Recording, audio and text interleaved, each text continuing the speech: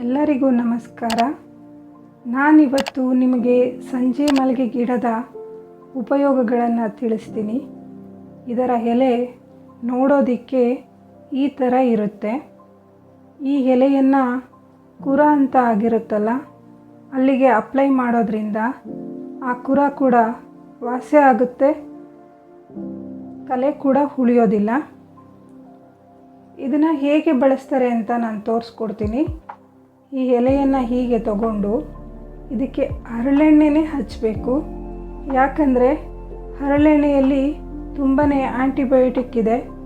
ಅದನ್ನು ಬಳಸೋದ್ರಿಂದ ಚರ್ಮದ ಎಷ್ಟೋ ರೋಗಗಳು ವಾಸಿ ಆಗುತ್ತೆ. ಇದನ್ನು ತಗೊಂಡು ಹೀಗೆ ದೀಪದಲ್ಲಿ ಸುಟ್ಟು ಎಲ್ಲಿ ಹೂಂಡಂತ ಆಗಿರುತ್ತೆ ನೋಡಿ, ಅಲ್ಲಿಗೆ ಅಪ್ಲೈ ಮಾಡೋದ್ರಿಂದ ಆ ಗಾಯ ವಾಸಿ ಕೂಡ ಆಗುತ್ತೆ. ಇನ್ನು ಈ ಗಿಡವನ್ನು 4 o'clock ಫ್ಲವರ್ ಅಂತ ಯಾಕೆ ಕರೀತಾರೆ ಅಂದರೆ, ಇದರಲ್ಲಿ ಸಂಜೆ ಹೊತ್ತು ಮಾತ್ರ ಹೂಗಳು ಅರಳುತ್ತವೆ. ಅವು ನಾಳೆ ಬೆಳಗ್ಗೆ ಗಂಟ ಫ್ರೆಶ್ ಆಗಿರುತ್ತೆ. ಈ ಗಿಡದ ಹತ್ರ ತುಂಬ ಸುಗಂಧಭರಿತವಾದ ಸುವಾಸನೆ ಬೀರುತ್ತೆ. ಈ ಗಿಡವನ್ನು ಮನೆಯ ಮುಂದೆ ನೆಡೋದ್ರಿಂದ ಎಷ್ಟೋ ರೋಗಗಳು ಕೂಡ ಬರೋದಿಲ್ಲ. ಯಾಕೆ ಅಂದರೆ ಎಷ್ಟೋ ಬ್ಯಾಕ್ಟೀರಿಯಾಗಳಾದಂಥ ಕೀಟಾಣುಗಳಾಗಿರ್ಬೋದು, ಸೊಳ್ಳೆ ಆಗಿರ್ಬೋದು, ಅವು ಮನೆಯನ್ನು ಪ್ರವೇಶ ಮಾಡೋದಿಲ್ಲ. ಈ ಗಿಡದ ಗಾಳಿ ತುಂಬಾ ಒಳ್ಳೆಯದು ದೇಹಕ್ಕೆ. ಇದನ್ನು ಮೆಕ್ಸಿಕೋದಲ್ಲಿ ಅಸುರಮ ಅಂತ ಕರೀತಾರೆ. ಅಲ್ಲಿನ ಮುಸ್ಲಿಮ್ಸ್ಗಳು ಇದನ್ನು ದೈವಿಕ ಅಂಶ ಇರುವ ಸಸಿ ಅಂತಲೇ ನೋಡ್ತಾರೆ. ಅದು ಅಲ್ಲದೆ ಅವರಲ್ಲಿ ಇದಕ್ಕೆ ಅವರು ಪ್ರಾರ್ಥನೆ ಕೂಡ ಮಾಡ್ತಾರಂತೆ. ನಮ್ಮಲ್ಲೂ ಕೂಡ ಸಂಜೆ ವೇಳೆ ಈ ಗಿಡವನ್ನು ದರ್ಶನ ಮಾಡೋದು ಒಳ್ಳೆಯದು ಅಂತ ಹೇಳ್ತಾರೆ. ಏಕೆಂದರೆ ಇದರಲ್ಲಿ ದೈವಿಕ ಅಂಶ ಕೂಡ ಇದೆ ಅಂತ ನಂಬಿಕೆ. ಇನ್ನು ಸಂಜೆ ಮಲ್ಲಿಗೆ ಗಿಡದ ಹೂಗಳನ್ನು ಆಹಾರ ರೀತಿಯ ಪ್ರಯೋಜನಕಾರಿ ಅಂಶಗಳಿರೋದ್ರಿಂದ ಇನ್ನೂ ಈ ಹೂಗಳನ್ನು ಆಹಾರಗಳಲ್ಲಿ ಬಳಸ್ತಾರೆ. ತರಾವರಿ ಕಲರ್ಫುಲ್ ಹೂಗಳನ್ನು ಬಿಡೋದ್ರಿಂದ ಅದರಿಂದ ಕೇಕ್ಗಳನ್ನು ತಯಾರು ಮಾಡ್ತಾರೆ. ಜೆಲ್ಲಿ ಅಂತ ಆಹಾರಗಳನ್ನ ತಯಾರು ಮಾಡೋದಕ್ಕೆ ಈ ಹೂಗಳನ್ನು ಬಳಸ್ತಾರೆ.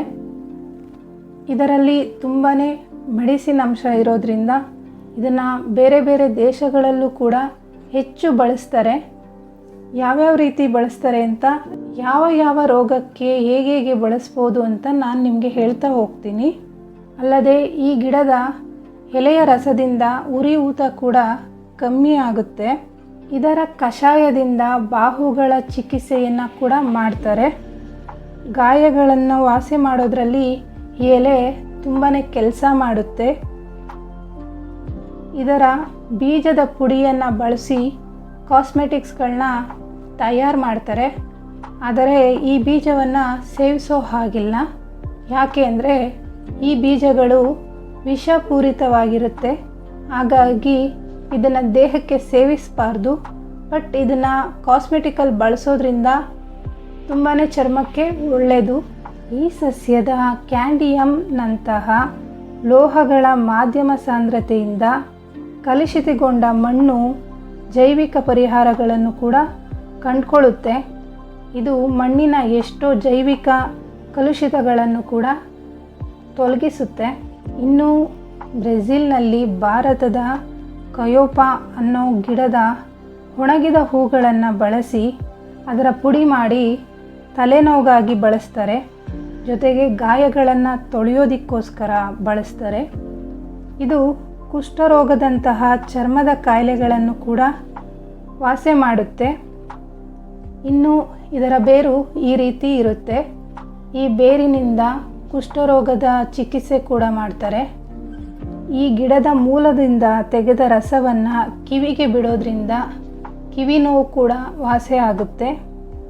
ಅತಿಸಾರದಂಥ ಭೇದಿ ಆಗ್ತಿದೆ ಅಂದರೆ ಈ ಎಲೆಯ ರಸವನ್ನು ಸೇವಿಸೋದ್ರಿಂದ ಭೇದಿ ಕೂಡ ಕಂಟ್ರೋಲ್ ಬರುತ್ತೆ. ಸಿಫಿಲಿಸ್ ಆ್ಯಂಡ್ ಯಾಕೃತ್ ಸೋಂಕುಗಳಂತ ಏನಾರೋ ದೇಹದಲ್ಲಿ ಸೋಂಕುಗಳಿದ್ರೆ ಆ ಸೋಂಕುಗಳು ಕೂಡ ಇದು ವಾಸಿ ಮಾಡುತ್ತೆ. ಇನ್ನು ಇದು ಹಲವಾರು ರೀತಿಯಲ್ಲಿ ದೇಹದ ಎಷ್ಟೋ ಕಾಯಿಲೆಗಳನ್ನು ಕೂಡ ವಾಸಿ ಮಾಡುತ್ತೆ. ಅಲ್ಲದೆ ಇದು ಮುಖದಲ್ಲಿನ ಗುಳ್ಳೆಗಳನ್ನು ಕೂಡ ವಾಸಿ ಮಾಡುತ್ತೆ. ಇದರ ಡ್ರಾಬ್ಯಾಕ್ ಏನು ಅಂದರೆ ಹೆಚ್ಚು ಇದನ್ನು ಅನಗತ್ಯವಾಗಿ ಸೇವಿಸೋ ಹಾಗಿಲ್ಲ. ರೋಗ ಅಂತ ಇದ್ದಾಗಷ್ಟೇ ಇದನ್ನು ಸೇವಿಸಬೇಕು, ಇಲ್ಲದೆ ಸೇವಿಸಿದರೆ ತೊಂದರೆಗಳಾಗುತ್ತೆ. ಈ ಮಾಹಿತಿ ಇಷ್ಟ ಆಯಿತು ಅಂತ ತಿಳ್ಕೊತೀನಿ. ನಮ್ಮ ಚಾನಲ್ನ ಸಬ್ಸ್ಕ್ರೈಬ್ ಮಾಡ್ಕೊಳ್ಳಿ. ಧನ್ಯವಾದಗಳು.